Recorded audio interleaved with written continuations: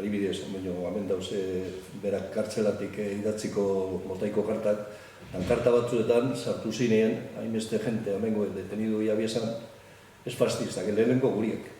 Sartu zinean, da berak fascistai lagundutzien bat Urkiolara, eta ni uste dut txofer enunga bela orduen angulo, ze bera Abadinotik joan zan Urkiolara eta Urkiolatik joan minizirtzien Ostandilora. Ja fusiletako izan ziren Urkiolako bat. Bera alkate moben hartu aben txoferraz eta joan ziren Urkiolara.